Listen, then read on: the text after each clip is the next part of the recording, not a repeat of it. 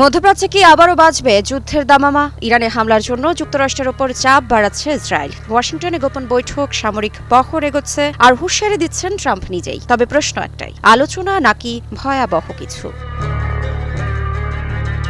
ইরানের সামরিক হামলা চালাতে যুক্তরাষ্ট্রকে চাপ দিচ্ছে ইসরায়েল। এই লক্ষ্যে ইসরায়েলি সেনাপ্রধান সম্প্রতি ওয়াশিংটন ডিসিতে গিয়ে মার্কিন সেনাপ্রধানের সঙ্গে বৈঠক করেছেন বলে জানিয়েছে মার্কিন সংবাদ মাধ্যম অ্যাক্সিওস। প্রতিবেদনে বলা হয়, ইরানের বিরুদ্ধে সামরিক পদক্ষেপ নিয়ে ইসরায়েল দীর্ঘদিন ধরেই যুক্তরাষ্ট্রের ওপর চাপ সৃষ্টি করে আসছে। সর্বশেষ এই বৈঠকে ইসরায়েল তাদের সম্ভাব্য হামলা ও প্রতিরক্ষা পরিকল্পনা মার্কিন পক্ষকে তুলে ধরে। তবে এই মুহূর্তে ইরানে হামলা চালাতে আগ্রহী নন যুক্তরাষ্ট্রের প্রেসিডেন্ট ডোনাল্ড ট্রাম্প। বরং তেহরানের সঙ্গে আলোচনার পথেই এগোতে চান তিনি। এক্সপ্রেস জানায়, গত মাসের শুরুতে যখন ইরানে তীব্র সরকার বিরোধী বিক্ষোভ চলছিল, তখন সামরিক হামলার বিষয়টি গুরুত্ব দিয়ে বিবেচনা করেছিলেন ট্রাম্প। এমনকি প্রতীকী বা সীমিত হামলার কথাও ভাবা হচ্ছে।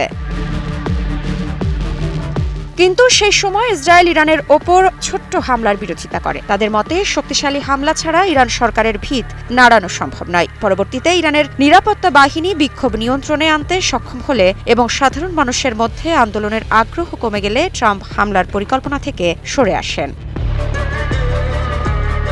এরপরই যুক্তরাষ্ট্রের ওপর চাপ আরও বাড়ায় ইসরায়েল। এরই অংশ হিসেবে ইসরায়েলি সেনাপ্রধান ইয়াল জামির ওয়াশিংটনে গিয়ে মার্কিন সেনাপ্রধান জেনারেল ড্যান কেইনের সঙ্গে বৈঠক করেন। পরে বিষয়টি নিয়ে ট্রাম্পের সঙ্গেও আলোচনা করেন মার্কিন সামরিক কর্মকর্তারা। তবে সব আলোচনা শেষে সামরিক হামলা এখনও সায় দেননি ট্রাম্প।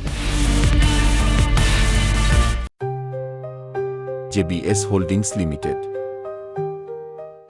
এরই মধ্যে দীর্ঘদিনের হুমকি পাল্টা হুমকির পর আলোচনায় বসতে রাজি হচ্ছে যুক্তরাষ্ট্র ও ইরান। আগামী 6 ফেব্রুয়ারি তুরস্কে ইরানি পররাষ্ট্রমন্ত্রী আব্বাস আরাকচি ও মার্কিন বিশেষ দূত স্টিভ উইটকফের মধ্যে সরাসরি বৈঠক অনুষ্ঠিত হওয়ার কথা রয়েছে। তবে আলোচনার আগেই কড়া হুঁশিয়ারি দিয়েছেন প্রেসিডেন্ট ট্রাম্প। ওভাল অফিসের সাংবাদিকদের প্রশ্নের জবাবে তিনি বলেন, ইরান যদি কোনো চুক্তিতে না আসে তাহলে ভয়াবহ পরিণতি ভোগ করতে হবে। ট্রাম্প বলেন, ইরানের দিকে যুক্তরাষ্ট্রের যুদ্ধ জাহাজ এগিয়ে যাচ্ছে, বড় বহর প্রস্তুত রয়েছে।